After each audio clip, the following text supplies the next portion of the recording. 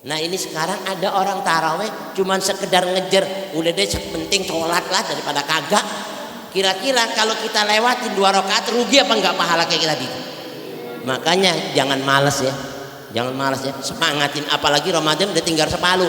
Tadi udah baca inna anzalna, itu orang tua kita ngasih patokan kalau udah inna anzalna itu kencengin udah, karena di situ ada nanti malam Lailatul Qadar yang kelipat gandanya lebih gede lagi. Tapi orang kita tambah akhir tambah banyak apa tambah sedikit?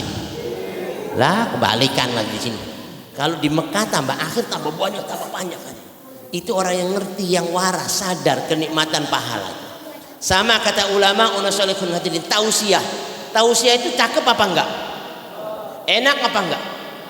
Kalau dirasain di hati yang apa, senang, hati yang sehat, bukan badan yang sakit. Tapi kalau hatinya sakit, tausiahnya malaikat aja nggak demen. Bener nggak?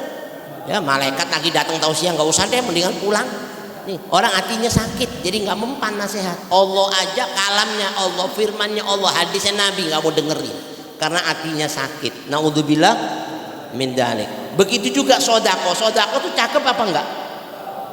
Sodako itu ngobatin penyakit. Sodako itu nolak bala. Sodako itu kalau kita mau mati, matinya husnul khotimah. Sodako itu di kuburan jadi penerang kubur. Di kuburan jadi ngeluasin alam kubur. Di kuburan jadi nikmat kubur. Di kuburan jadi raudhah min riyadil kubur. Dibangkitkan dari kubur jadi naungan. Di sirot ngalingin.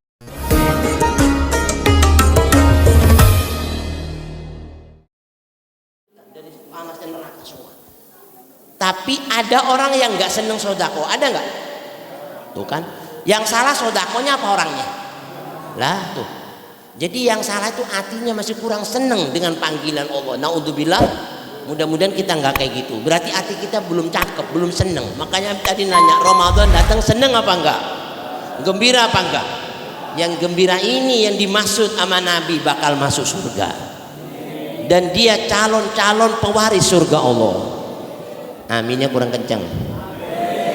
Itu kalau sudah kayak gini hadirin, kita nggak bakal males ngaji, dzikir, wirid. Semua panggilan manusia itu sebenarnya panggilan Allah, ditujukan ke kita. Sayangnya Allah tampilkan ke kita, cuman kita kurang respon saat kita ini menyambut panggilan tadi.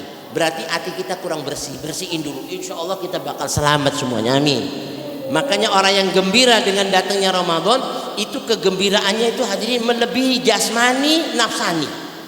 Imam Ghazali bilang kegembiraan itu ada 3. Yang satu mengungguli dari yang lainnya. Yang pertama kegembiraan atau kenikmatan jasmani. Jasmani itu kayak kita makan minum. Kalau kita lagi makan minum yang enak-enak, itu hadirin nikmat tubuh kita. Ya kan gembira, seneng nggak? Tapi kalah dengan kenikmatan yang kedua yang namanya nafsani, nafsu. Nafsu itu kalau udah nikmat, makanan nikmat kalah dibanding nikmatnya nafsu. Makanya orang kalau lagi main catur, lagi mikir-mikir, lagi serius-seriusnya, coba tawarin durian montong. Durian montong, ntar dulu, jangan dulu. Ini anda gue mau sekak ini orang biar mampus nih, ya kan? Dia pikirannya ke situ, nafsunya lagi enak, lagi main sekak. Orang lagi jima sama istri, coba gedokin pintunya, bang keluar bang, lagi ada kebuli nih, nasi mandi, nggak dimakan. Ntar dulu enakan ini, dia bilang. Ya kan, itu nafsu kalau sudah mengalahkan nikmatnya kalah jasmani. Begitu juga kata ulama rekreasi, harta, kekayaan, pangkat, jabatan itu nafsu semua. Nah itu semua kalah dengan nikmat yang ketiga apa tuh?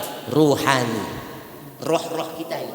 Makanya Nabi bilang Ramadan itu mensucikan rohani kita, membuat nikmat itu ibadah kita, membuat nikmat itu yang namanya kata ulama unasolihun hadirin semua panggilan-panggilan daripada ketaatan kepada Allah. Itu kalau sudah ruhaninya senang, hatinya bersih dan hatinya takwa.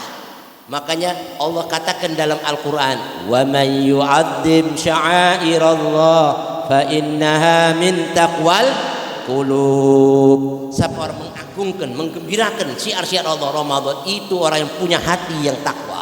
Hati yang takwa yang senang semua panggilan Allah. Dan katanya ulama Al-Imam Abdullah bin Alawi Al-Haddad Sahib Ratib, hadirin, haluka fil qabr mithlu sadrika fis sadr. Hal ikhwalmu nanti ini di kuburan itu diumpamakan seperti hatimu yang ada di dada. Hati yang ada di dada. Tadi Nabi bilang gini, di sini. Apa maksudnya kata Imam Abdullah Al-Haddad? Fa in kana qalbuka ya'nasu bi ta'atillahi ta'ala huna fa sayanasu haluka fil qabr. Kalau seandainya hatimu saat dipanggil ketaatan di dunia ini senang, nikmat ibadat rasanya kurang, itu nanti begitu juga hal ikhwanmu di kuburan. Kok nggak bakal ngerasakan yang namanya hadirin susah, yang ada seneng terus, nikmat terus. Disuruh bangkit, udah malaikat enakan di sini, ini udah taman surga. Belum, ini baru gambaran. Dia betah di kuburan.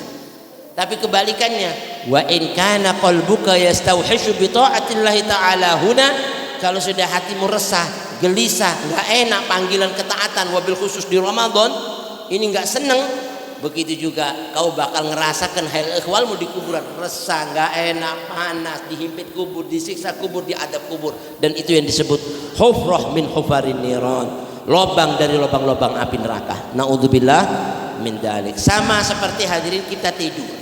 Tidur itu kadang mimpi baik, kadang mimpi buruk. Ada mimpi baik disebut apa? Bunganya mimpi. Ada mimpi buruk dibilang durinya mimpi. Dan itu gambaran mati. Makanya Nabi katakan waktu baca Al-Quran, Allahu yatawaffal anfusa hina mautiha wallati lam tamut fi manamiha. Itu yang namanya tidur ibarat gambaran mati.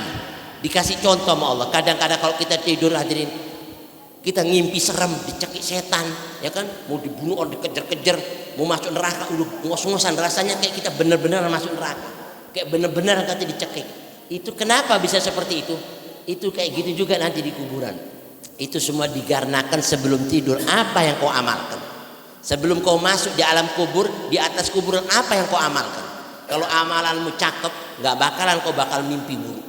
Makanya Nabi itu ngajarkan hadirin, waktu kita mau tidur disuruh doa tidur, Bismillahirrahmanirrahim 21 kali, ayatul kursi, qul huwallahu ahad, qul falaq, qul binnas, subhanallah 33, alhamdulillah 33, Allahu akbar 33, Allahumma inni wajjahtu wajhi ilaik, ya kan, wa fawwadtu amri ilaik. Cuma doa-doa yang Nabi ajarkan itu semua cakep. Siapa yang baca kayak gini, bangunnya rasanya nikmat, ibadat itu rasanya taat, kayak begini juga. Mudah-mudahan kita seperti itu. Amin ya rabbal alamin. Nah, inilah hadirin sedikit yang dapat kami sampaikan. Lebih kurangnya mohon dibukakan pintu maaf, dan mudah-mudahan kita masih diberikan umur yang panjang, tubuh yang sehat, gairah semangat ibadah, dan gembira hati kita saat dipanggil melaksanakan ketaatan dan ibadah kehadirat Allah Subhanahu wa taala. Mudah-mudahan kita mendapatkan malam Lailatul Qadar allati hiya khairun min alfi syahr. Wabillahi taufiq wal hidayah wal ridha wal inayah. Subhanakallahumma bihamdika asyhadu an la ilaha illa anta astaghfiruka wa atubu ilaik. Assalamualaikum warahmatullahi wabarakatuh.